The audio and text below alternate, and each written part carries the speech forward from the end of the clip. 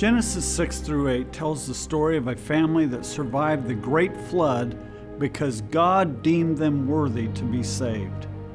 Genesis 10 and 11 tell the story of a great insurrection against God's authority. How did mankind fall so quickly and so profoundly in such a relatively short amount of time?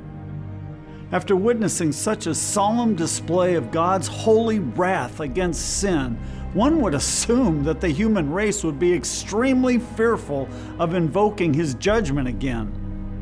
But alas, such is the power of evil in the hearts of men that it can lie dormant for years and suddenly come to life when the circumstances call it forth. And a simple incident found in Genesis 9 brought together just such a set of circumstances. Before we get into this story, I just want to remind you that Noah's sons were raised in the hellish world described in the previous episode. Noah had already begun building the ark when Shem, Ham, and Japheth were born. They grew up watching their father hard at work, tilling the soil, maintaining the livestock, working on this enormous ship, and pouring his heart out to all who came to mock him for his efforts. Every ploy Satan attempted to discourage the old man failed. For at least 100 years, he faithfully continued his toil. Before long, his sons came of age, and their efforts proved to be an enormous help in accomplishing the seemingly impossible task God called him to complete. It should also be remembered that Satan was not idle during this time. He and his fallen spirits thrived during the days of Noah, and with all his heart he desired to reestablish his cruel grip on the hearts of men. And so he patiently waited and watched for any sign of spiritual weakness in one of the three young sons of Noah. It quickly became clear that Shem had a heart for God like that of his father. He could not easily be reached. Japheth, the youngest of the three, was a decent man even if he didn't have his older brother's zeal. It was Ham who showed the most promise. He was careless and carefree, lacking the spiritual sobriety of his father and brothers.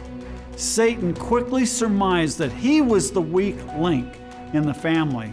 He was the one who could be used to accomplish his evil purposes. It was a new world the primordial family discovered as it emerged from the ark. They immediately set to work establishing the farm life they had left behind.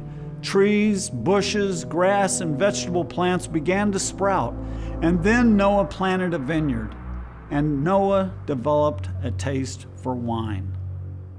One night, Noah let himself go. One glass of wine turned into another and yet another. While Shem and Japheth helplessly looked on, their pious father got sloppily, uproariously drunk. Ham and his sons were watching as well. They weren't horror-stricken over their father's outrageous behavior that night. In fact, watching the old patriarch carry on like this gave them a certain degree of smug satisfaction. Eventually, the old man stumbled into his tent and everyone called it a night. Well, as we all know, bad things happen when people get drunk. Moral restraints and inhibitions tend to fly right out the window. A man's sense of dignity and decency also go by the wayside. Eventually, Noah ended up in his tent naked. In fact, we're told that he uncovered himself. This term is used throughout the Torah to describe indecent behavior, such as committing incest with one's relatives. We know this incident occurred some years after the family emerged from the ark because by now grandkids had been born and were at least in their teen years. Perhaps Noah did something with one of them in the midst of his drunken condition. The Bible gives no detail as to what actually happened, but we know that at the very least, he disgraced himself in the sight of his family. Whatever the case, the next morning, Ham slipped into his father's tent, no doubt inspired by Satan, only to discover his father in his nakedness. Ham's response to his father's failing speaks volumes about the kind of man he had become. Rather than covering his father's shame in love, he spitefully mocked Noah for his momentary lapse in judgment. This he did despite the fact that his father had faithfully served Yahweh for hundreds of years in the midst of horrific pressure to conform to the lawless culture of the day. Whatever his spiritual condition might have been prior to the flood, one thing was certain now. Ham was what the Bible calls a fool. He ridiculed godly authority. He mocked at sin. He had no fear of its consequences. So it is clear that by the time this incident occurred, Ham was in a bad way spiritually.